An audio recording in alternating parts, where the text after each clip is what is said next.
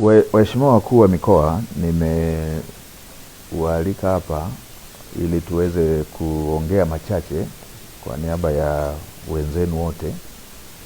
Mamlaka ya hali ya hewa ya Tanzania, yani TMA, ilitoa utabiri wa mwelekeo wa msimu wa mvua za vuli na mvua za msimu kwa kipindi cha Oktoba 2025 hadi Disemba 2025 na kipindi cha mwezi Novemba 2025 hadi Aprili 2026 mtawalia.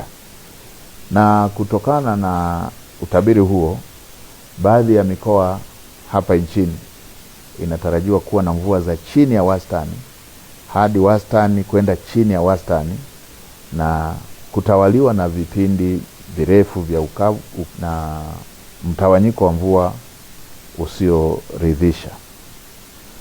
Tathmini ya mamlaka ya hali ya hewa inaonesha hali ya kuchelewa kwa mvua inatarajiwa katika maeneo ya mkoa wako wa Dodoma, Mheshimiwa Mkuu wa Mkoa, mkoa wa Katavi, mkoa wa Kigoma, mkoa wako wa Singida, Mheshimiwa Mkuu wa Mkoa, Tabora, pamoja na mikoa ya Iringa, Mbeya, Mtwara, Njombe, Songwe, Rukwa, Ruvuma, pamoja na kusini mwa mkoa wa Morogoro. Na kutokana na taarifa hiyo, mamlaka ya hali ya hewa Tanzania nimeona ni vyema nitumie fursa hii kusisitiza masuala kadhaa muhimu kwa wananchi na mamlaka mbalimbali za serikali ili tuweze kujiandaa. Moja, Watanzania wote kujenga tabia ya kufuatilia kwa karibu taarifa za utabiri wa hali ya hewa pamoja na kuzingatia ushauri na maelekezo yanayotolewa. Waheshimiwa wakuu wa mikoa, mnakumbuka huwa inatokea tahadhari hizi zinatolewa, tunachelewa kuchukua hatua sote kama Watanzania, serikali, taasisi za serikali na wananchi wote kwa ujumla, na inakuja kutokea madhara kama ambavyo tumewahi kushuhudia, mafuriko ya udongo kule Manyara, ama mafuriko katika baadhi ya maeneo ya wananchi waliojenga kwenye mabonde.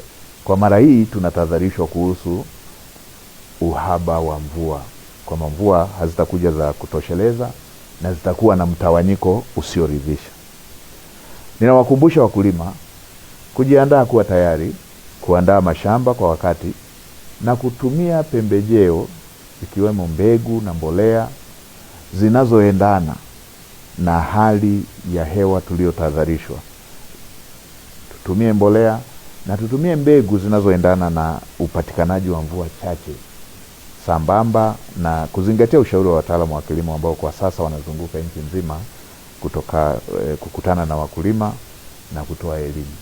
Pamoja na kuwa hakuna tishio la uhaba wa chakula, kwa sasa kama nchi tuna akiba ya ziada, tuna chakula cha kujitosheleza, tuna hifadhi ya chakula ya kutosha kama nchi.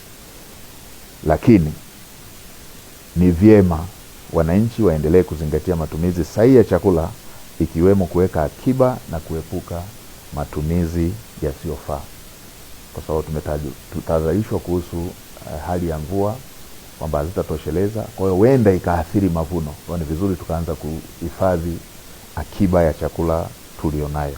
Na kwa upande wa wafugaji, wanashauriwa kuweka mipango mizuri ya matumizi na uhifadhi wa maji na chakula cha mifugo. Ni jambo ambalo mara zote tumekuwa tukielezewa, na ni vizuri sana tukalizingatia hasa kwa wakati huu.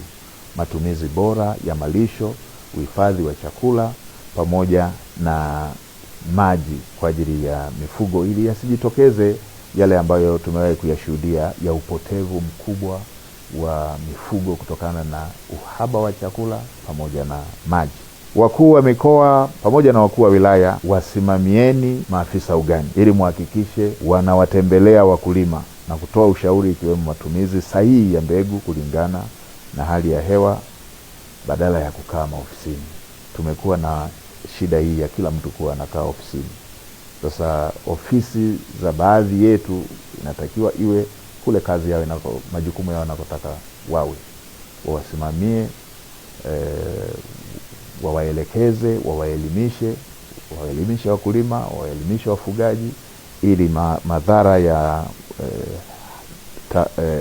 tahadhari hii tuliopewa yasiwe makubwa kwa wananchi wetu. Na kwa upande wa mamlaka ya bandari, mamlaka ya mapato TRA, TFC, wahakikishe kama kuna shehena zozote ambazo pengine ziko bandarini, pengine ziko kwenye meli, pengine zinakamilisha utaratibu wa kutolewa, zitolewe kwa udharura, zitolewe haraka, ili wakulima wetu waweze kuwahi msimu, pasiwepo na ucheleweshaji wa mbegu ama mbolea ama viuatilifu katika wakati huu ambapo wakulima wanataka waende sambamba na msimu unapoanza, na hasa katika baadhi ya maeneo ambako tayari tunaona kuna baadhi ya viashiria kwamba msimu umechelewa ukilinganisha na miaka